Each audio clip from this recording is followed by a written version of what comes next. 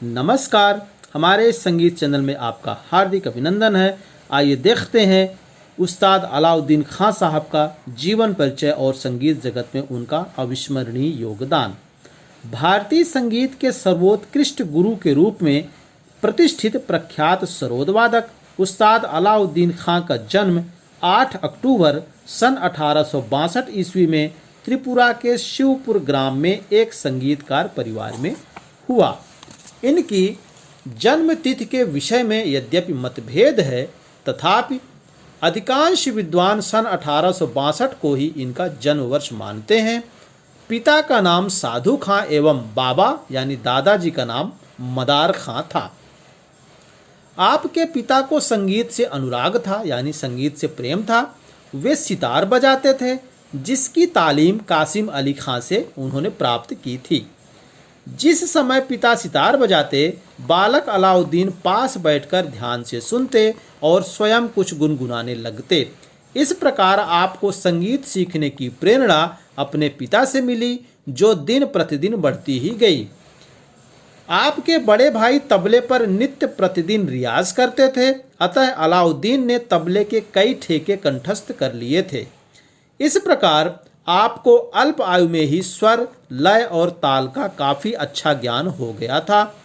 एक पाठशाला में आपका नाम लिखवाया गया, किंतु पढ़ने लिखने में आपका मन नहीं लगा और पाठशाला छोड़ दिया। आपको इसी बीच कलकत्ता जाकर संगीत सीखने का धुन सवार हो गया। अतः 8 वर्ष की आयु में आप घर से निकल पड़े और कलकत्ता, वर्तमान कोलकाता जा पहुँचे। कलकत्ता पहुंचकर अलाउद्दीन खां ने संघर्षपूर्ण जीवन शुरू किया। पिता को जब पता चला तो वे इन्हें वापस घर ले आए और 8 वर्ष की एक कन्या मदन मंजरी से आपका विवाह करा दिया।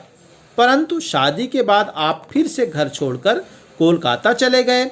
वहां पेट भरने का कोई साधन नहीं था, सिवा इसके कि भिखारियों के साथ निःशुल्क भोजन ग्रहण करते और दिन में एक बार भोजन करके ही संतुष्ट रहते। सौभाग्यवश एक दिन आपकी भेंट गोपाल चंद्र भट्टाचार्य से हुई, जिनसे आपने गायन सीखना शुरू किया। इसी बीच आप नंदा बाबू से तबला और पखावज की शिक्षा भी लेते रहे। 7 वर्षों तक सीखने के बाद गोपाल चंद्र जी की मृत्यु हो गई। कुछ दिनों के बाद आपका परिवार स्वामी विवेकानंद के भाई अमृतलाल दत्त से हुआ, जिन्हें लोग हाबू या हब्बो दत्त कहते थे। उनसे आपने वायलिन, क्लैरियोनेट और बांसुरी बजाना सीखा। बाद में गिरीश चंद्र घोष की सहायता से आप एक नाटक कंपनी में गए और लोबो नाम के एक बैंड मास्टर के पास इंग्लिश नोटेशन सीखते हुए एक अन्य मास्टर से शहनाई भी सीखने लगे। दिन में 2-3 गुरुओं के पास सीखना, 2-3 घंटे प्रत्येक साज का अभ्यास करना, फिर रात में नाटक कंपनी में ऑर्केस्ट्रा के साथ बजाना, यह कार्यक्रम 3 वर्ष तक चालू रहा। आपने अब तक जो वाद्य संगीत की शिक्षा प्राप्त की, उससे आप संतुष्ट नहीं थे। संगीत के स्वर का असली आनंद आप लेना चाहते थे, इसीलिए उसकी खोज वह बराबर करते रहे। एक बार आप मुक्तागाछा नामक स्थान में एक संगीत जलसे में गए, जहां अहमद अली का सरोद वादन सुनकर अलाउद्दीन ने उनके पैर पकड़ लिए और कहा कि जब तक आप मुझे अपना शागिर्द बनाकर सरोद सिखाना स्वीकार नहीं कर लेंगे, तब तक मैं आपके पैर नहीं छोड़ूंगा। फलस्वरूप आपको इन्होंने अपना शिष्य बना लिया।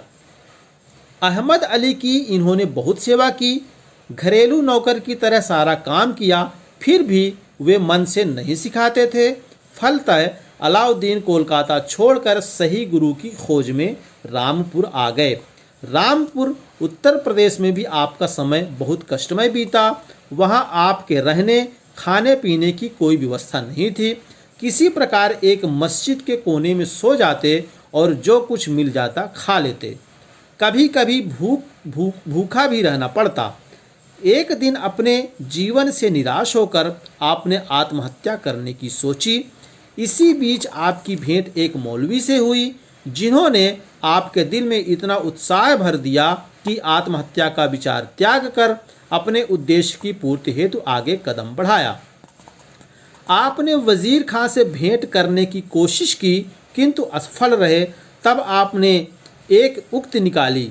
नवाब रामपुर की बग्घी के सामने जा खड़े हुए, बग्घी रोक दी और आपने सारा वृत्तांत उन्हें सुना डाला, जिससे नवाब साहब बहुत प्रभावित हुए।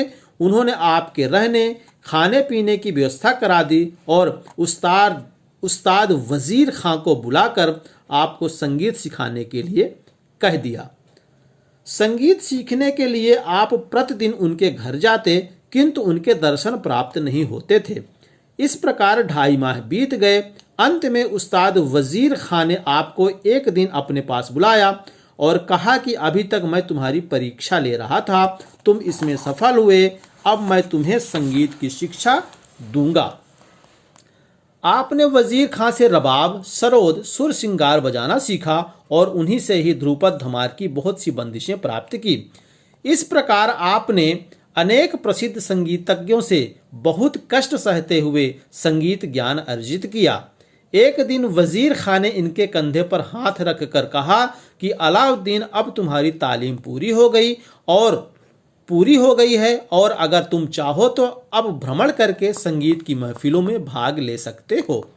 गुरु का आशीर्वाद प्राप्त कर आप पुनः कोलकाता जा पहुंचे और वहां कई कार्यक्रमों में भाग लिया। इससे आपकी ख्याति बढ़ती गई। इसके बाद मैहर के राजा बृजनाथ सिंह ने अपने यहाँ बुला लिया और उनके शिष्य बन गए। मैहर में रहते हुए ही आपने उदय शंकर के दल के साथ इटली, बेल्जियम, फ्रांस, अमेरिका आदि देशों का भ्रमण किया।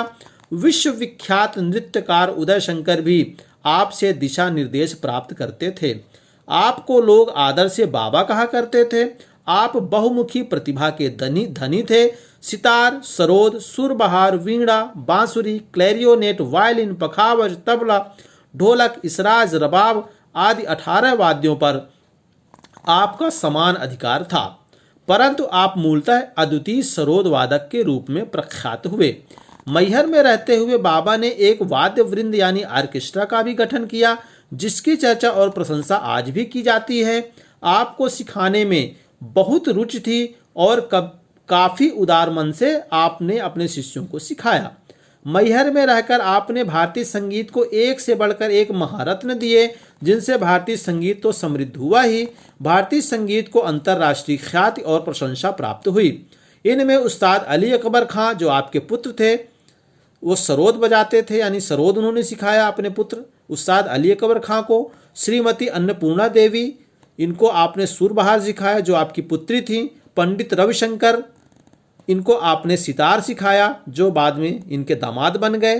पंडित पन्नालाल घोष बांसुरी, पंडित निखिल बनर्जी सितार, श्रीमती शरण रानी सरोद, पंडित ज्योतिन भट्टाचार्य सरोद, पंडित हरिप्रसाद चौरसिया बांसुरी इत्यादि के नाम विशेष उल्लेखनीय हैं। आपने कुछ वाद्यों और रागों की रचना भी की थी। ये आप देख सकते हैं, इतने महान कलाकारों को आपने तैयार किया, इन कलाकारों को आपने सिखाया, जो आगे चलकर विश्व में, समूचे विश्व में भारतीय संगीत के एक अग्रणी अग्रदूत के रूप में अपनी पहचान स्थापित कर चुके हैं। बाबा अलाउद्दीन खां को अनेक मान सम्मान से विभूषित किया जा चुका है।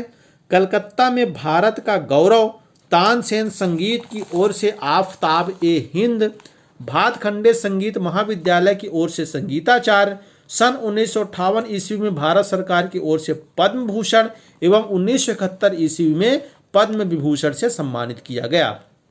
आप अत्यंत उदार, धर्मनिरपेक्ष और समन्वयवादी कलाकार थे। बहुमुखी प्रतिभा के धनी, संगीत के अनन्य साधक, सर्वोत्कृष्ट गुरु उस्ताद अलाउद्दीन खां ने भारतीय शास्त्रीय संगीत को जो प्रदान किया है वह अविस्मरणीय है। 6 सितंबर 1972 ईस्वी को लगभग 110 वर्ष की उम्र में देहावसान हुआ।